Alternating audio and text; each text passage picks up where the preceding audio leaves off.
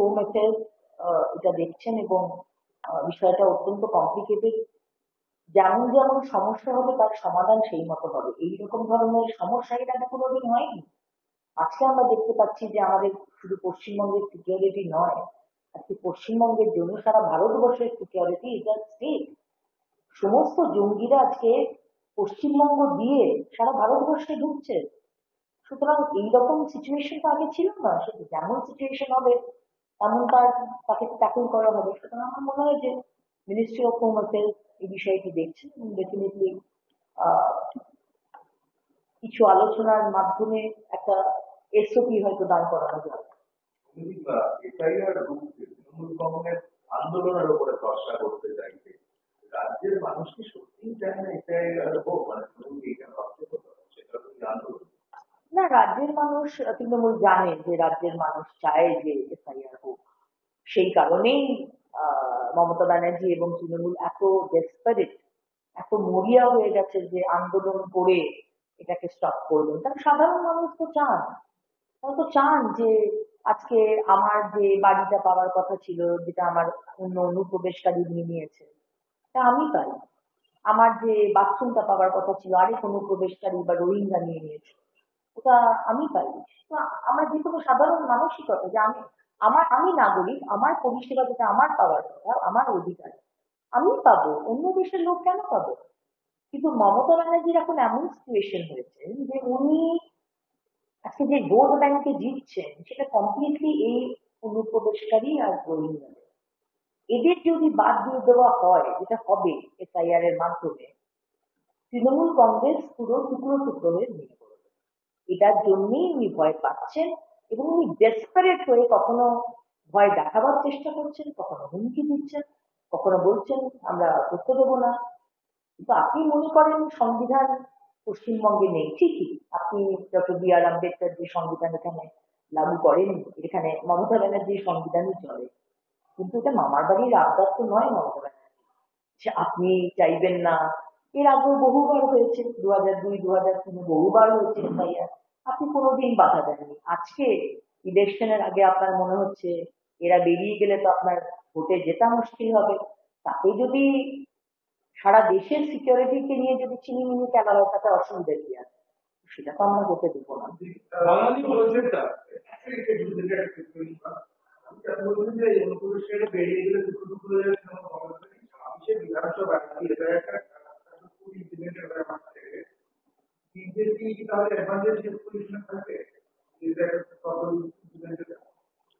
দেখুন, BJP advantageous পজিশনে থাকবে কি থাকবে না, it's too early to say, এবং that is not important for আস।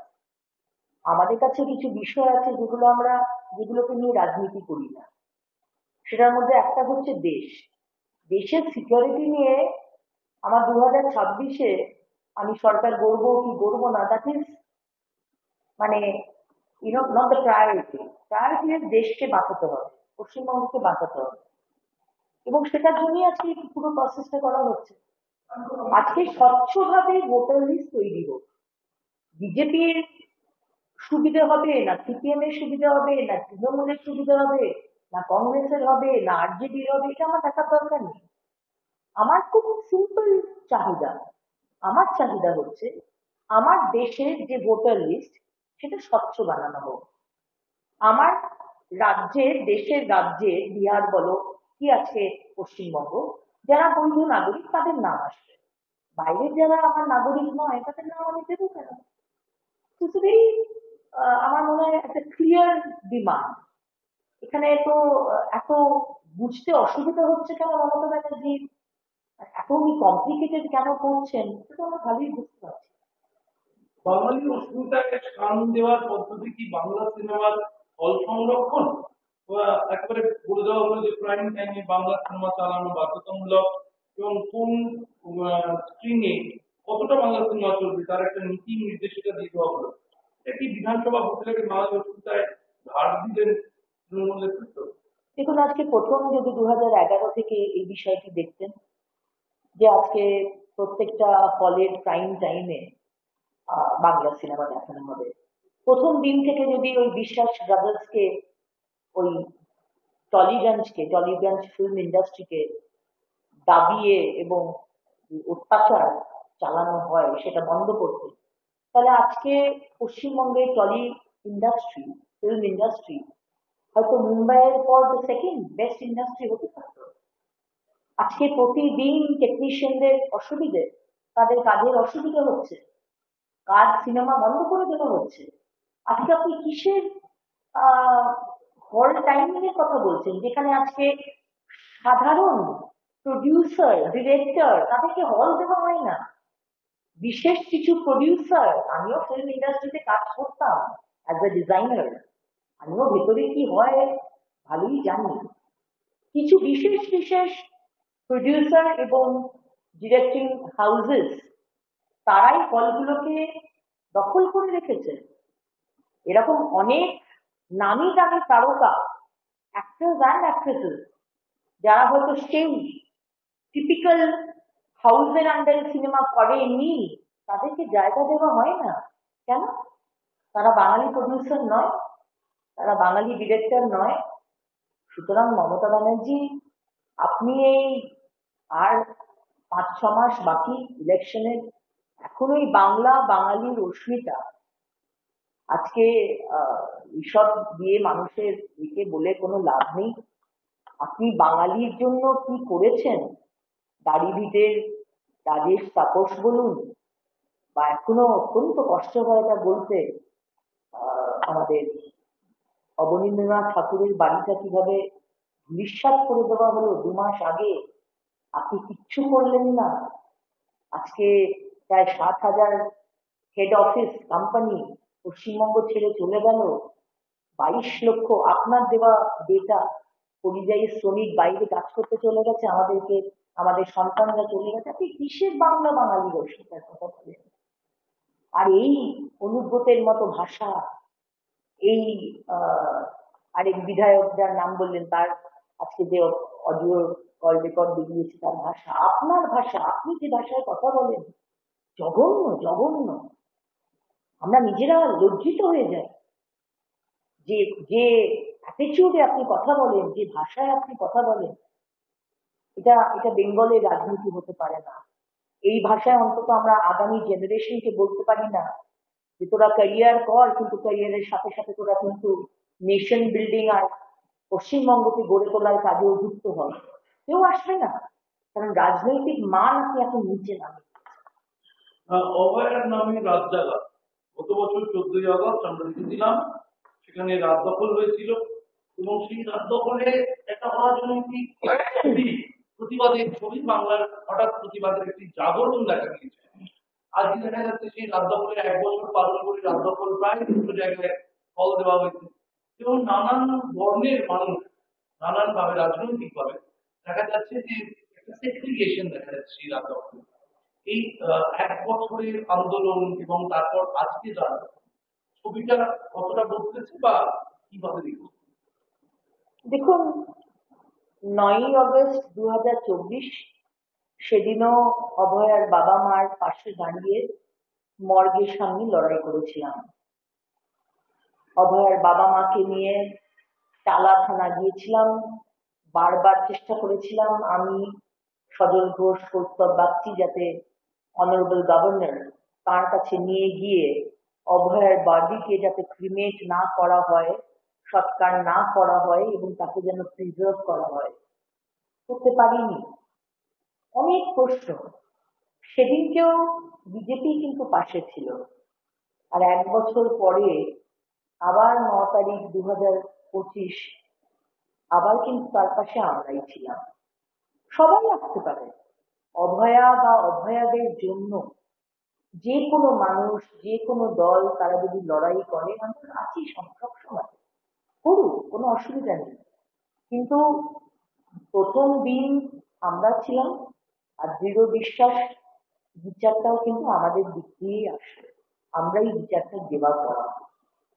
এই যে মাঝপথে আমরা যেখানে বসে এখন আলোচনা করছি তার অদূরে যখন অবস্থান হচ্ছে, সেখানে আপনাকেও গোব্যাক স্লোগান এক সময় দেওয়া হয়েছে এই সামগ্রিক আন্দোলনের একটা অংশের পক্ষ থেকে। সামগ্রিক রাজনীতির ছোঁয়া দেখা গেছে এক সময়। সম্পূর্ণভাবে রাজনৈতিক ছোঁয়া দেখা গেছে। কারণ কি, যারা ডাক্তারবাবুরা যারা ছিলেন সেদিনকে 2024 যখন আন্দোলন চলছে আমাদের স্টেট অফিসের সামনে, তাদের দরকার ছিল না কিন্তু আমাকে গো ব্যাক স্লোগান দেওয়া। কারণ তারা জানে যে আমি কিন্তু তার অবস্থান বিক্ষোভে অংশ নিতে আসিনি। আমার রাজনৈতিক পরিচয় আছে একটি, এবং আমি সেদিনকে একটি অন্য কাজে প্রেস কনফারেন্স করতে আমি স্টেট অফিসে এসেছিলাম। সুতরাং আমার মনে হয় যে এগুলো খুব ইনম্যাচিওরিটি। আমি ভাইদের বোনেদেরকে সেদিনকেও বলেছিলাম যে আমি কিন্তু তোমাদের এই আন্দোলনে পার্টিসিপেট করতে আসিনি, সুতরাং তোমরা আমাকে গো ব্যাক স্লোগান দিচ্ছ কেন? আমি তো সম্পূর্ণভাবে এই লড়াইয়ের মধ্যে আছি, আমি চাই যে অবহেলার বিচার হোক। কারণ সেই রাত্রে কিন্তু আমরা ছিলাম, তোমরা ছিলে না, কিন্তু আমরা কিন্তু ছিলাম সেদিন। কিন্তু আমার মনে হয় যে বয়সের একটা বিষয় থাকে, একটুতেই উত্তেজিত হয়ে যাওয়া, সেদিনকে গো ব্যাক স্লোগান দেওয়া হচ্ছে। যেমন যেমন সমস্যা হবে তার সমাধান সেই মতো হবে। এইরকম ধরনের সমস্যা এর আগে কোনোদিন হয়নি। আজকে আমরা দেখতে পাচ্ছি যে আমাদের শুধু পশ্চিমবঙ্গের সিকিউরিটি নয়, আজকে পশ্চিমবঙ্গের জন্য সারা ভারতবর্ষের সিকিউরিটি ইজ অ্যাট স্টেক। সমস্ত জঙ্গিরা আজকে পশ্চিমবঙ্গ দিয়ে সারা ভারতবর্ষে ঢুকছে।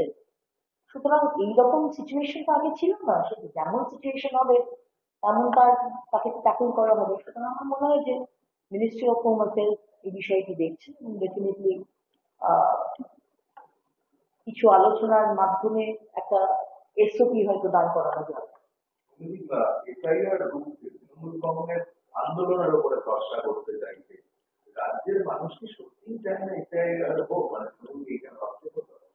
আন্দোলন না, রাজ্যের মানুষ, তৃণমূল জানে যে রাজ্যের মানুষ চায় যে এসআইআর হোক। সেই কারণেই মমতা ব্যানার্জি এবং তৃণমূল এত ডেসপারেট, এত মরিয়া হয়ে গেছে যে আন্দোলন করে এটাকে স্টপ করবেন। কারণ সাধারণ মানুষ তো চান, তারা তো চান যে আজকে আমার যে বাড়িটা পাওয়ার কথা ছিল, যেটা আমার অন্য অনুপ্রবেশকারী নিয়ে নিয়েছে, তা আমি পাই। আমার যে বাথরুমটা পাওয়ার কথা ছিল আরেক অনুপ্রবেশকারী বা রোহিঙ্গা নিয়ে নিয়েছে, ওটা আমি পাই। তো আমার যে কোনো সাধারণ মানসিকতা যে আমি নাগরিক, আমার পরিষেবা যেটা আমার পাওয়ার কথা, আমার অধিকার আমি পাবো, অন্য দেশের লোক কেন পাবো? কিন্তু মমতা ব্যানার্জির এখন এমন সিচুয়েশন হয়েছে যে উনি আজকে যে ভোট ব্যাংকে জিতছেন সেটা কমপ্লিটলি এই অনুপ্রবেশকারী আর রোহিঙ্গা। এদের যদি বাদ দিয়ে দেওয়া হয়, যেটা হবে এসআইআর এর মাধ্যমে, তৃণমূল কংগ্রেস পুরো টুকরো টুকরো হয়ে ভেঙে পড়বে। এটার জন্যই উনি ভয় পাচ্ছেন এবং উনি ডেসপারেট হয়ে কখনো ভয় দেখাবার চেষ্টা করছেন, কখনো হুমকি দিচ্ছেন, কখনো বলছেন আমরা করতে দেবো না। কিন্তু আপনি মনে করেন সংবিধান পশ্চিমবঙ্গে নেই, ঠিকই। আপনি ডক্টর বি আর আম্বেদকর যে সংবিধান এখানে লাগু করেন, এখানে মমতা ব্যানার্জির সংবিধানই চলে। কিন্তু এটা মামার বাড়ির আবদার তো নয় মমতা ব্যানার্জি যে আপনি চাইবেন না। এর আগেও বহুবার হয়েছে, 2002 2003 বহুবার হয়েছে এফআইআর, আপনি কোনোদিন বাধা দেননি। আজকে ইলেকশনের আগে আপনার মনে হচ্ছে এরা বেরিয়ে গেলে তো আপনার ভোটে জেতা মুশকিল হবে, তাতে যদি সারা দেশের সিকিউরিটিকে নিয়ে যদি চিনিমিনি খেলা হয় তাতে অসুবিধা কি আছে? সেটা তো আমরা হতে দেবো না। বাঙালি বলছেন না বেরিয়ে গেলে বিধানসভা বিজেপি তাহলে অ্যাডভান্টেজ পজিশনে থাকে। দেখুন, বিজেপি অ্যাডভান্টেজিয়াস পজিশনে থাকবে কি থাকবে না, it's too early to say, এবং that is not important for us. আমাদের কাছে কিছু বিষয় আছে যেগুলোকে নিয়ে রাজনীতি করি না। সেটার মধ্যে একটা হচ্ছে দেশের সিকিউরিটি নিয়ে আমার 2026-এ আমি সরকার গড়বো কি গড়বো না, দ্যাট ইজ মানে নট দ্য প্রায়োরিটি। দেশকে বাঁচাতে হবে, পশ্চিমবঙ্গকে বাঁচাতে হবে, এবং সেটার জন্যই আজকে এই পুরো প্রসেসটা করা হচ্ছে। আজকে স্বচ্ছভাবে ভোটার লিস্ট তৈরি হোক, বিজেপির সুবিধা হবে না সিপিএম এর সুবিধা হবে না তৃণমূলের সুবিধা হবে না কংগ্রেসের হবে না আরজেডির হবে, এটা আমার দেখার দরকার নেই। আমার খুব সিম্পল চাহিদা, আমার চাহিদা হচ্ছে আমার দেশের যে ভোটার লিস্ট সেটা স্বচ্ছ বানানো হোক। আমার দেশের রাজ্যে বিহার বলো কি আছে পশ্চিমবঙ্গ, যারা বৈধ নাগরিক তাদের নাম আসবে। বাইরের যারা আমার নাগরিক নয় তাদের নাম আমি দেবো কেন? ভেরি, আমার মনে হয় একটা ক্লিয়ার ডিমান্ড। এখানে তো এত বুঝতে অসুবিধা হচ্ছে কেন মমতা ব্যানার্জি, এত উনি কমপ্লিকেটেড কেন করছেন সেটা আমরা ভালোই বুঝতে পারছি।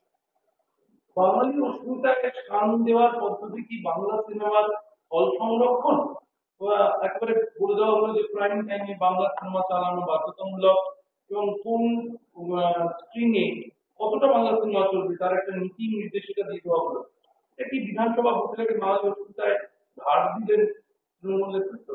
দেখুন, আজকে প্রথম যদি 2011 থেকে এই বিষয়টি দেখতেন যে আজকে প্রত্যেকটা হলের প্রাইম টাইমে বাংলা সিনেমা দেখানো হবে, প্রথম দিন থেকে যদি ওই বিশ্বাস ব্রাদার্সকে, ওই টলিগঞ্জ ফিল্ম ইন্ডাস্ট্রিকে দাবিয়ে এবং অত্যাচার চালানো হয় সেটা বন্ধ করতে, তাহলে আজকে পশ্চিমবঙ্গে টলি ইন্ডাস্ট্রি, ফিল্ম ইন্ডাস্ট্রি হয়তো মুম্বাইয়ের পর সেকেন্ড বেস্ট ইন্ডাস্ট্রি হতে পারতো। আজকে প্রতিদিন টেকনিশিয়ানদের অসুবিধে, তাদের কাজের অসুবিধা হচ্ছে, কাজ সিনেমা বন্ধ করে দেওয়া হচ্ছে। আজকে আপনি কিসের হল টাইমিং এর কথা বলছেন, যেখানে আজকে সাধারণ প্রডিউসার, ডিরেক্টর তাদেরকে হল দেওয়া হয় না। বিশেষ কিছু প্রডিউসার, আমিও ফিল্ম ইন্ডাস্ট্রিতে কাজ করতাম অ্যাজ এ ডিজাইনার, আমিও ভেতরে কি হয় ভালোই জানি। কিছু বিশেষ প্রডিউসার এবং ডিরেক্টিং হাউসেস তারাই হলগুলোকে দখল করে রেখেছে। এরকম অনেক নামি দামি তারকা, অ্যাক্টর্স অ্যান্ড অ্যাক্ট্রেসেস, যারা হয়তো সেই টিপিক্যাল হাউসের আন্ডারে সিনেমা করেনি, তাদেরকে জায়গা দেওয়া হয় না কেন? তারা বাঙালি প্রডিউসার নয়, তারা বাঙালি ডিরেক্টর নয়। সুতরাং মমতা ব্যানার্জি, আপনি এই আর 5-6 মাস বাকি ইলেকশনের, এখন ওই বাঙালির অস্মিতা, আজকে এইসব দিয়ে মানুষের দিকে বলে কোনো লাভ নেই। আপনি বাঙালির জন্য কি করেছেন, দাড়িভিটের রাজেশ তাপস বলুন, বা এখনো অত্যন্ত কষ্ট হয় এটা বলতে, আমাদের অবনীন্দ্রনাথ ঠাকুরের বাড়িটা কিভাবে নিঃশ্বাস করে দেওয়া হলো 2 মাস আগে, আপনি কিচ্ছু করলেন না। আজকে প্রায় 7,000 হেড অফিস কোম্পানি পশ্চিমবঙ্গ ছেড়ে চলে গেল, 22 লক্ষ আপনার দেওয়া ডেটা পরিযায়ী শ্রমিক বাইরে কাজ করতে চলে গেছে, আমাদের সন্তানরা চলে গেছে। আপনি কিসের বাঙালি রসিকতার কথা বলেন? আর এই অনুব্রতের মতো ভাষা, এই আরেক বিধায়ক যার নাম বললেন, তার আজকে যে অডিও কল রেকর্ড বেরিয়েছে, তার ভাষা, আপনার ভাষা, আপনি যে ভাষায় কথা বলেন, জঘন্য। আমরা নিজেরা লজ্জিত হয়ে যাই যে যে অ্যাটিটিউডে আপনি কথা বলেন, যে ভাষায় আপনি কথা বলেন। এটা বেঙ্গলের রাজনীতি হতে পারে না। এই ভাষায় অন্তত আমরা আগামী জেনারেশনকে বলতে পারি না যে তোরা ক্যারিয়ার কর, কিন্তু ক্যারিয়ারের সাথে সাথে তোরা কিন্তু নেশন বিল্ডিং আর পশ্চিমবঙ্গকে গড়ে তোলার কাজেও যুক্ত হয়। কেউ আসবে না, কারণ রাজনৈতিক মান আপনি এত নিচে নামে। অভয়ার নামে রাত জাগা, গত বছর 14ই আগস্ট আমরা দেখেছিলাম, সেখানে রাত দখল হয়েছিল, এবং সেই রাত দখলে একটা অরাজনৈতিক প্রতিবাদের ছবি, বাংলার হঠাৎ প্রতিবাদের একটি জাগরণ দেখা গিয়েছে। আজকে দেখা যাচ্ছে সেই রাত দখলের 1 বছর পালন করে রাত দখল প্রায় 2 জায়গায় ফল দেওয়া হয়েছে, এবং নানান বর্ণের মানুষ নানান ভাবে রাজনৈতিক ভাবে দেখা যাচ্ছে যে একটা সেগ্রিগেশন দেখা যাচ্ছে সেই রাত দখলে। এই 1 বছরের আন্দোলন এবং তারপর আজকে যারা ছবিটা কতটা বদলেছে বা কিভাবে দেখুন? দেখুন, 9ই আগস্ট 2024, সেদিনও অভয়ার বাবা মার পাশে দাঁড়িয়ে মর্গের সামনে লড়াই করেছিলাম। অভয়ার বাবা মাকে নিয়ে টালা থানা গিয়েছিলাম, বারবার চেষ্টা করেছিলাম আমি, সজল ঘোষ, কৌস্তব বাগচি, যাতে অনারেবল গভর্নর তার কাছে নিয়ে গিয়ে অভয়ার বডিকে যাতে ক্রিমেট না করা হয়, সৎকার না করা হয় এবং তাকে যেন প্রিজার্ভ করা হয়, করতে পারিনি। অনেক প্রশ্ন। সেদিনকেও বিজেপি কিন্তু পাশে ছিল। আর 1 বছর পরে আবার 9 তারিখ 2025 আবার কিন্তু তার পাশে আমরাই ছিলাম। সবাই আসতে পারে। অভয়া বা অভয়াদের জন্য যে কোনো মানুষ, যে কোনো দল তারা যদি লড়াই করে, আমরা আছি সবসময়, করুক, কোনো অসুবিধা নেই। কিন্তু প্রথম দিন আমরা ছিলাম, আর দৃঢ় বিশ্বাস বিচারটাও কিন্তু আমাদের দিক দিয়েই আসে। আমরাই বিচারটা দেওয়া করা। এই যে মাঝপথে আমরা যেখানে বসে এখন আলোচনা করছি তার অদূরে যখন অবস্থান হচ্ছে সেখানে আপনাকেও গো ব্যাক স্লোগান এক সময় দেওয়া হয়েছে এই সামগ্রিক আন্দোলনেরই একটা অংশের পক্ষ থেকে সামগ্রিক রাজনীতির ছোঁয়া দেখা গেছে এক সময়। সম্পূর্ণভাবে রাজনৈতিক ছোঁয়া দেখা গেছে। কারণ কি, যারা ডাক্তারবাবুরা যারা ছিলেন সেই দিনকে 2024 যখন আন্দোলন চলছে আমাদের স্টেট অফিসের সামনে, তাদের দরকার ছিল না কিন্তু আমাকে গো ব্যাক স্লোগান দেওয়া। কারণ তারা জানে যে আমি কিন্তু তার অবস্থান বিক্ষোভে অংশ নিতে আসিনি। আমার রাজনৈতিক পরিচয় আছে একটি, এবং আমি সেদিনকে একটি অন্য কাজে প্রেস কনফারেন্স করতে আমি স্টেট অফিসে এসেছিলাম। সুতরাং আমার মনে হয় যে এগুলো খুব ইনম্যাচিওরিটি। আমি ভাইদের বোনেদেরকে সেদিনকেও বলেছিলাম যে আমি কিন্তু তোমাদের এই আন্দোলনে পার্টিসিপেট করতে আসিনি, সুতরাং তোমরা আমাকে গো ব্যাক স্লোগান দিচ্ছ কেন? আমি তো সম্পূর্ণভাবে এই লড়াইয়ের মধ্যে আছি। আমি চাই যে অবহেলার বিচার হোক। কারণ সেই রাত্রে কিন্তু আমরা ছিলাম, তোমরা ছিলে না, কিন্তু আমরা কিন্তু ছিলাম সেদিন। কিন্তু আমার মনে হয় যে বয়সের একটা বিষয় থাকে, একটুতেই উত্তেজিত হয়ে যাওয়া, সেদিকে গো ব্যাক স্লোগান দেওয়া হচ্ছে।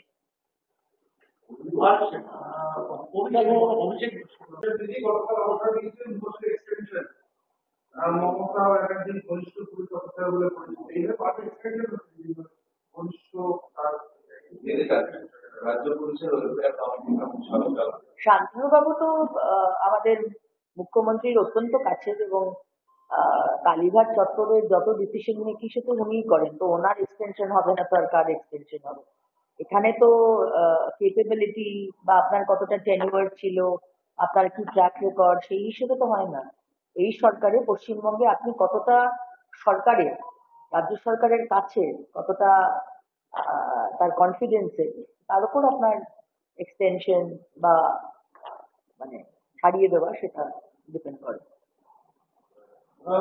বিধানসভা ভোটের উপর নজর রেখে কি কোনোভাবে এই 2 বছর এক্সটেনশন করে আমাকে নিন্দুকেরা বলছে? অবশ্যই। কারণ কি, আজকে দক্ষিণ কলকাতায়, এবং শুধু দক্ষিণ কলকাতায় বলবো না, সমস্ত কলকাতাতে এই শান্তনু বাবুর যে দৌরাত্ম্য, সবসময়তেই আমরা সেটা দেখেছি, শুনেছি। এবং যেখানে আর কয়েক মাস বাকি আমাদের ইলেকশনে, অ্যাসেম্বলি ইলেকশন, সেখানে ভেরি ন্যাচারাল যে যেভাবে ইউজুয়ালি ভোট করিয়ে থাকে তৃণমূল, শান্তনুবাবুকে ব্যবহার করে সেইভাবেই ভোট করানোর চেষ্টা করছেন। কিন্তু মমতা ব্যানার্জি এবারে সেইভাবে ভোট হবে না। হয়েছে এর আগে বহুবার হয়েছে, এবারে যেভাবে করিয়ে এসেছেন হবে না। অনুরাগ ঠাকুরের বিরুদ্ধে তথ্যযুক্তির অভিযোগ জানাচ্ছেন পুলিশের তার কাছে সদস্য পাঠাচ্ছেন পুলিশের মানে বাড়িতে বিভিন্ন তথ্য নিয়ে লোক পাঠাচ্ছেন। দেখুন, অনুরাগ বাসু আমাদের সম্মানীয় অনুরাগ ঠাকুর আমাদের সম্মানীয় সাংসদ, উনি পরিষ্কার বলে দিয়েছেন যে অভিষেক বন্দ্যোপাধ্যায়ের ডায়মন্ড হারবার মডেলে কিভাবে অনুপ্রবেশকারীর ভোটে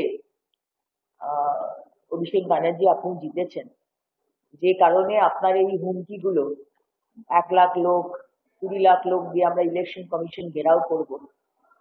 আজকে এসআইআর তো অবশ্যই হবে পশ্চিমবঙ্গে, এবং আমার মনে হয় যে ডায়মন্ড হারবার থেকে শুরু করা উচিত এই এসআইআর। কারণ আজকে 90% বুথে 90% ভোট পেয়ে আপনি জিতেছেন, উইচ ইজ অ্যাবসার্ড। কোনোদিন সম্ভব নয় এটা। কারণ সম্পূর্ণভাবে অনুপ্রবেশকারী রোহিঙ্গাদের ঢুকিয়ে ভুয়ো ভোটার, মানুষকে ভোট দিতে দেওয়া হয়নি। আজকে বড় বড় কথা বলেন অভিষেক বন্দ্যোপাধ্যায়, কিন্তু গণতন্ত্রকে শেষ করে দিয়েছেন এবং সেটা কালকে কমপ্লিটলি এক্সপোজ করে দিয়েছেন আমাদের সম্মানীয় সাংসদ। হিন্দুল মজুমদার যাদবপুর বিশ্ববিদ্যালয়ের প্রাপ্ত বস্তুর উপর হামলার ঘটনা 1 মার্চ কুবার সম্মেলনে গেলেন শিক্ষামন্ত্রী প্রাপ্ত বস্তুর একটা হামলার পরিস্থিতি তৈরি হলো। তাই নিয়ে স্পেন থেকে আসা গবেষক তিনি স্পেনে কর্মরত, তাকে দিল্লি বিমানবন্দরে লুকআউট নোটিশের কারণে আটকানো হলো। দিল্লি তাকে আপাতত তাকে হেফাজতে নেওয়া হয়েছে। এই যে তৎপরতা এই তৎপরতা কেন হিন্দুদের বাবার সরকার বিরুদ্ধে ব্যবস্থা নেওয়ার কথা বলছেন? দেখুন, আজকে এই আমাদের মমতা ব্যানার্জির সরকারের অতি সক্রিয়তা বিশেষ বিশেষ জায়গাতে।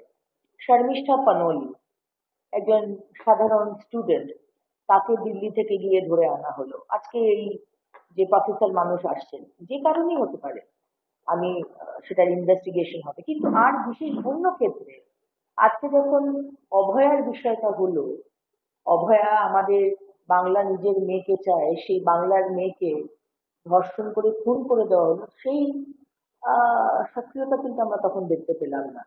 আজকে অনুব্রত মণ্ডল যেভাবে পুলিশের পরিবারকে গালাগাল দিল, সেখানে পুলিশের গিয়ে তাকে অ্যারেস্ট করা, সেখানে কিন্তু সক্রিয়তা দেখতে পেলাম না। বিভিন্ন জায়গাতে প্রতিদিন পশ্চিমবঙ্গে মহিলাদের ওপর যে অত্যাচার চলছে, সেই অত্যাচারের কোনো বিচার নেই, কিন্তু আজকে মানুষের মানে মহিলাদের পাশে না দাঁড়িয়ে যারা ধর্ষক বা যারা আক্রমণ করছে তাদের পাশে এই সরকার দাঁড়ায়, এবং এটা বারবারই আমরা এই বিষয়গুলো দেখছি। সক্রিয়তা ওই রাজ আলীর মতো আনসারুল বাংলার যখন জঙ্গি ঢোকে, তখন কিন্তু আবার সক্রিয়তা দেখতে পাওয়া যায় না, তখন আসাম পুলিশ আর কাশ্মীর পুলিশকে আসতে হয়। তাই মমতা ব্যানার্জির পুলিশ বিশেষ বিশেষ ক্ষেত্রে সক্রিয় হয়। যখন 9 তারিখে, এই 9 তারিখে আন্দোলন আমরা করলাম যে 1 বছর হয়ে গেছে এখনো বিচার পেলাম না, তখন কিন্তু অত্যন্ত সক্রিয়, ক্যামেরা দেখে দেখে আমাদের কার্যকর্তাদের তুলে আনা হচ্ছে জেলা থেকে। কিন্তু বড় বড় আইসিস, আল কায়দা, আনসারুল বাংলার বড় বড় জঙ্গি, তাদেরকে ধরার বেলায় সক্রিয়তা দেখা যায় না। স্পেন থেকে তিনি পরিচালনা করেছেন যাদবপুরের তাণ্ডবে, এমনটাই অভিযোগ উঠে আসছে যে স্পেনে বসে তিনি নাকি হোয়াটসঅ্যাপে নির্দেশে বা সোশ্যাল মিডিয়ার মাধ্যমে নির্দেশনা দিয়ে নাকি রাষ্ট্রপতির উপর সরাসরি হামলার নির্দেশ দিয়েছেন তিনি। স্পেন থেকে পরিচালনা করা হলো আন্দোলন। দেখুন, স্পেন থেকে সৌরভ গাঙ্গুলি ফ্যাক্টরি ইনগ্রেশন করেন, স্পেন থেকে চালনা করা হয় যাদবপুরের কিভাবে ব্রাত্য বসুর ওপরে, শিক্ষামন্ত্রীর ওপরে হামলা করা যাবে। এখন এগুলো ওই বললাম না, নবান্নের গরু 14 তলায় উঠছে আজকাল, সে উঠুক, সে ইনভেস্টিগেশন হোক, কিন্তু এই তৎপরতা বা অতি সক্রিয়তা তো সব বিষয়ে দেখা দরকার।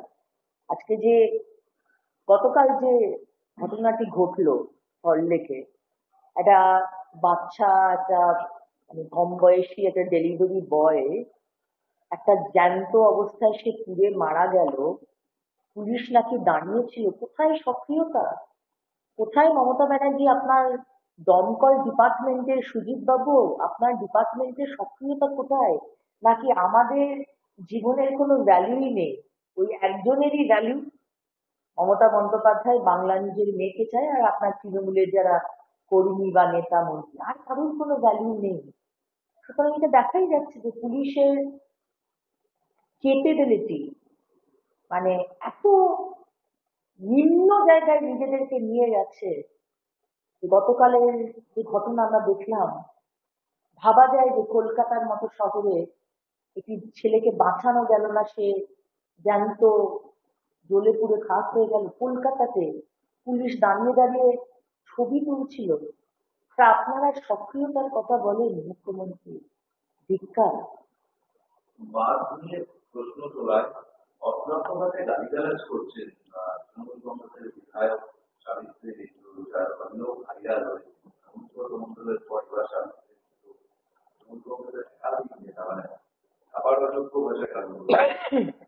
দেখুন, তৃণমূলের সংস্কৃতিটাই তাই, বাংলার মানুষ 14.5 বছরে বুঝে গেছে যে ভাষায় আমরা দেখতে পাই অনুব্রত মণ্ডল কথা বলেছে, বা আজকে সাবিত্রী দেবী, বা এর আগেও আমরা বহু তৃণমূলের কর্মীদের সাথে পুলিশের কথাবার্তা, পুলিশের সাথে সাধারণ মানুষের কথাবার্তা, এই যে একটা বাংলা, পশ্চিমবঙ্গ, কবিগুরু রবীন্দ্রনাথ ঠাকুর, শরৎচন্দ্র, বিভূতিভূষণ বঙ্কিমচন্দ্র, ঈশ্বরচন্দ্র বিদ্যাসাগরের বাংলায় যে ভাষার কথা আজকে মমতা ব্যানার্জি রাস্তায় নেমেছেন, বাংলার ভাষা, কিন্তু আজকে বাংলার ভাষাকে আপনি যে নিচে নামিয়ে এনেছেন, তার জন্য তো আপনি দায়ী।